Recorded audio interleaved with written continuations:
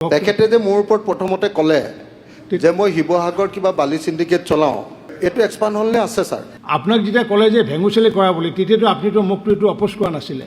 তাৰমানে অপোজ নকৰিলে আপুনি তাৰমানে নকৰে সেইটো? নহয়, এতিয়া আপুনি অপোজ কৰক, মই কৈ দি আছোঁ। মই অপোজটো কৰিলোৱে ছাৰ। এতিয়া ঠিক আছে, বহক, এতিয়া বহক ছাৰ। তাৰমানে চৰকাৰী পক্ষৰ কথাবিলাক থাকি যায় ইয়াত, আমাৰ কথাবিলাক উঠি যায়। মই সদনৰ যিহেতু অধ্যক্ষ, মই সকলোৰে অধ্যক্ষ হিচাপে মই আছোঁ।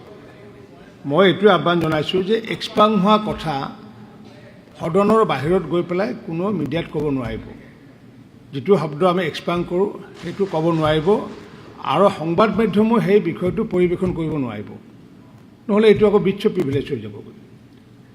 গতিকে সেইকাৰণে এক্সপাণ্ড কৰা হয়। দ্বিতীয় কথা হৈছে কি, উত্থাপন নোহোৱা যিটো বিষয়, পাৰ্লিয়ামেণ্টাৰী মিনিষ্টাৰ ডাঙৰ যিটো কথা ক'লে, উত্থাপন নোহোৱা বিষয়টো তেওঁ এতিয়া বাহিৰত যদি কয়, উইথ ৰেফাৰেঞ্চ যদি কয় যে আমাৰ এইটো আজি বিধানসভাত উত্থাপন হৈছে, তেতিয়া আমি বিচ্ছ প্ৰিভিলেজত আনিম। কিন্তু আমাৰ ৰেফাৰেঞ্চ যদি নাহে তেতিয়াহ'লে আমি আনিব নোৱাৰোঁ, কাৰণ এইটো স্পীচৰ ফ্ৰীডম আছে, এইটো বাক স্বাধীনতাৰ অধিকাৰৰ কথাটো আছে এইটো।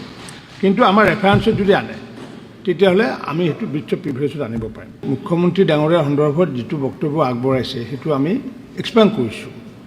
ঠিক তেনেকৈ মানৱ ডেকা সন্দৰ্ভত যি এটা আনপাৰ্লিয়ামেণ্টাৰী ৱৰ্ড আনিছিলে সেইটো এক্সপ্লেইন কৰিছিলোঁ। গতিকে যিটো এক্সপ্লেইন হৈ গৈছে সেইটো বিষয় লৈ পেলাই আমি আৰু ইয়াতে পুনৰুক্তি কৰাৰ কোনো প্ৰয়োজন নাই। নম্বৰ 2 হৈছে কি, যে যেতিয়া আমি এক্সপ্লেইন হোৱা বিষয় লৈ পেলাই মোৰ ওপৰত কোৱা কথাটো এক্সপান্ড হ'ল নে নাই?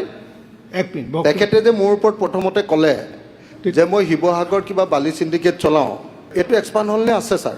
আপুনি তেতিয়া কৈছিল নেকি এই কথা? তেখেতে কৈছিলে। আপুনি তেতিয়া কি কৰিলে? আপোনাক যেতিয়া ক'লে যে ভেঙুচালি কৰা বুলি, তেতিয়াতো আপুনিতো মোকতো এইটো অপোজ কৰা নাছিলে।